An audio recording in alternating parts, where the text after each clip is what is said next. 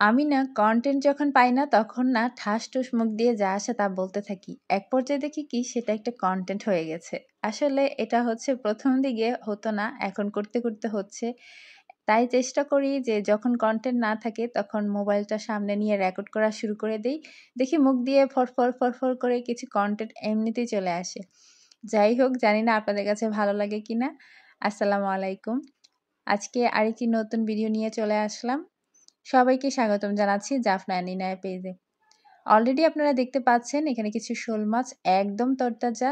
দেখেন মাছগুলো ধরা মাত্র কতটা মানে চঞ্চল হয়ে গেছে। ১ম দিকে না বয়স দিতে খুব বেশি ভয় পেতাম যে কি বলবো কিংবা হচ্ছে কি যেন মনে করে আমার দর্শকরা। কিন্তু এখন না বয়স দিতে, দিতে অনেকটাই সাহস হয়ে গিয়েছে। এটা কিন্তু নতুন, নতুন ক্রিয়েটরদের হয়েই থাকে। আপনাদের কার, কার হয় আপুরা জানাবেন। আর ভয়েস দেওয়ার সাহসটা একটু বেশি আমার কারণ হচ্ছে আমি কিন্তু ৩-৪ বছর আগে থেকে একটা ইউটিউব চ্যানেল চালাই। যেটা আমার খুব পুরনো একটা চ্যানেল, খুব প্রাণের একটা চ্যানেল। ওই চ্যানেলটা মোটামুটি ভালোই গ্রো করেছে।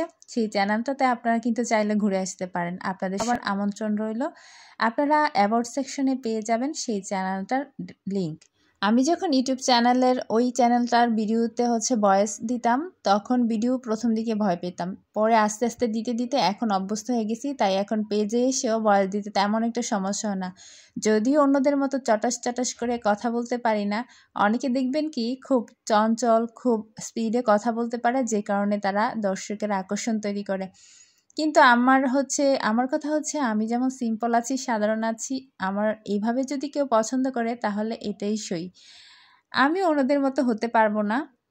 তো এদিকে শোল মাছটা হচ্ছে ভুনা করে নিচ্ছি। লাস্টের দিকে একটু জিরার ফাঁকি দিচ্ছি। এটা সবসময় ব্যবহার করি না, মাঝে মধ্যে আর কি মন চাইলে দেই। এটা দেওয়ার পর কিন্তু মাছটা বেশ মজা লেগেছিল। মাছটা তো আপনারা দেখেছেন কতটা তরতাজা ছিল। কিছুটা সিমের সাথে মাছের মাথা ভেঙে তারপর বাকি তরকারিটা রান্না করছি। পেজে কাজ করতে এসে এখন কিন্তু মাথায় একটা জিনিস খুব বেশি ঘোরে।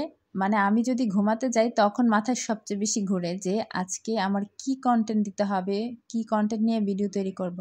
তাও হচ্ছে সপ্তাহে ১টা ২টা হলে একটা কথা ছিল, কিন্তু প্রতিদিন ৩-৪টা ভিডিওর জন্য কনটেন্ট ভাবা যায়? এটা যারা করে তারাই বুঝতে পারে। আমি কি করি যখন আমার বিশেষ কিছু কনটেন্ট মাথায় আসে তখন না হুটহাট করে লিখে ফেলি, কারণ পরবর্তীতে না আমি ভুলে যাই। সেজন্য আমি কিছু জিনিস নোট করে রাখি।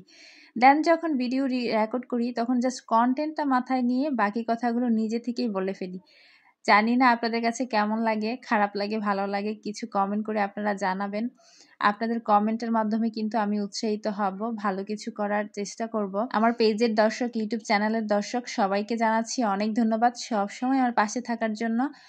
যারা পেজটি ফলো করেননি তাদের যদি ভালো লাগে ফলো করে যাবেন, আর যারা ইউটিউব চ্যানেল থেকে দেখছেন তারা সাবস্ক্রাইব করে পাশে থাকবেন। তো আমি যেভাবে কন্টেন্ট তৈরি করি সেটা আপনাদের সাথে শেয়ার করলাম। কেমন লাগলো কমেন্ট করে জানাবেন। সবাই ভালো থাকবেন। আল্লাহ হাফেজ।